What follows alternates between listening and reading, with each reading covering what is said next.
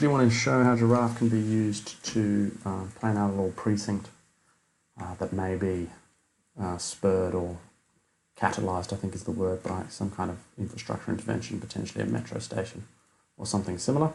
This is completely fictional. We're on the Northern Beaches by DY. 67 Victor Road to be precise, and I don't know if a metro station is going to go here or ever will go here. This is completely fictional. So the way you draw the project is simply click the polyline, draw the polyline, and then you can give it a name. So let's call it Victor Station. I think would be nice. Victor Station. Update it, and you can enter it like that. And then you fly into the giraffe project mode, which has these two screens. And the way it works is you just draw polylines by clicking on the polyline button.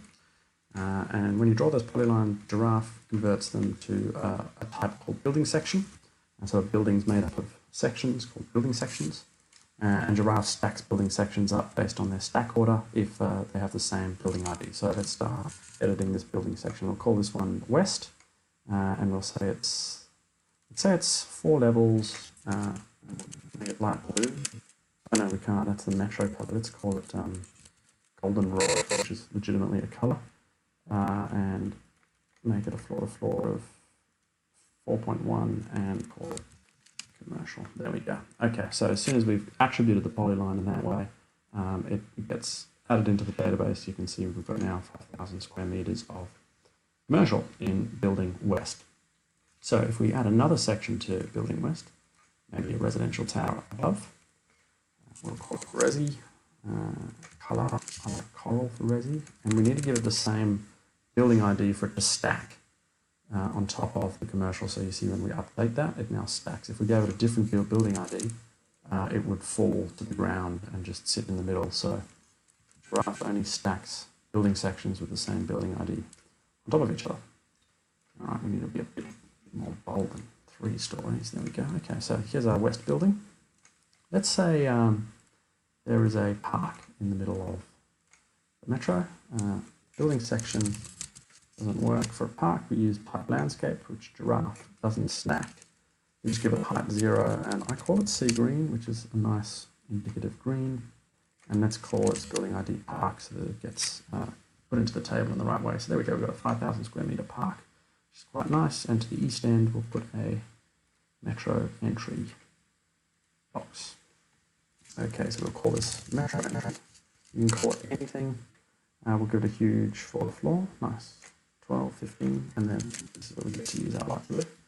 And let's call it building east. We get better. There we go. It should be only 1 level. Update. There we go. So we've got this nice little metro box, and then this little pod here with 4 levels of commercial and some residential on top. And I guess we're feeling bullish. We chuck up for some reason, say a building that looks like this. Give it the same ID as the metro box and update it so it stacks on top. Call it residential, and let's go crazy on the levels. Something like that's not crazy. There we go. The reason I'm doing this is because I want to show how giraffe deals with overshadow. So maybe actually more effectively to do that, I would let's imagine that we have decided to be sort of willful with our design of the metro entry and build something that looks like this, and then cantilever a building over it like this because of some sort of modernist obsession. Giraffe allows you to add apps to a project. So you go to the shop, click on the solar app, and when you run the solar app, what it does is it takes the giraffe model, which is this little bit of 3D geometry here, and it puts it into the computer and it analyzes it, and what it's going to do is see if there's any, or sum up the total solar hours on Midwinter's Day between, which is the 21st of June, between 9 and 3. And it's going to say, okay, between 9 and 3, if you look at this open space here, this park, this bit gets no sun at all.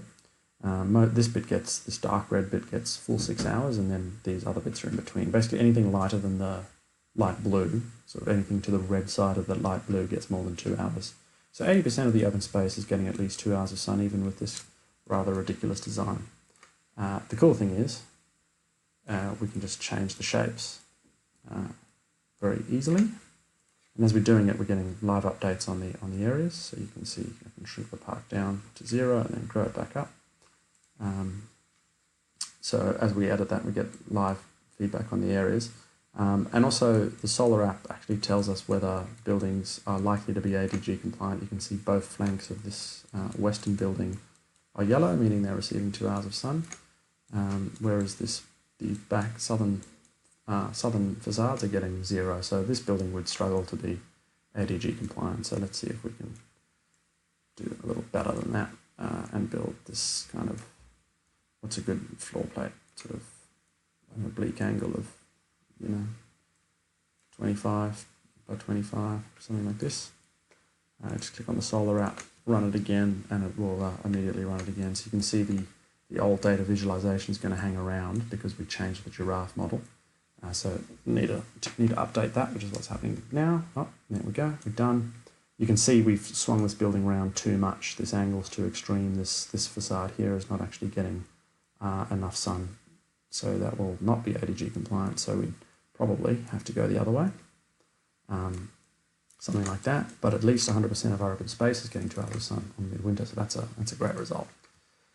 So I guess I'm running it again. I don't need to. I think you get the idea. The cool thing is that you've changed the masses, look at the thing in context, understand where you are, and run these apps really quickly, but get really sort of preliminary but accurate advice. And the really cool thing is if you leave the project, so we leave Victor Station, you just hop across to another metro station that I did just before. Giraffe sometimes falls over. We're still working on stability, but it doesn't matter because it's so quick. And you've got a different metro station here, which is a remarkably similar design, but is in a different place. This one's up on the hill. So you can actually track all your projects instantly and see them, at once. You don't have to go rummaging around for reports and emails. Everything's kind of there. So you can jump into those areas and then go back to, what do we call it, Victor Station, and see those areas. So hopefully you get an idea of how useful that be. We can put other data layers in. We've turned all of them off because of confidentiality and privacy reasons. But you can put public or private data layers and permission them by project or by anything.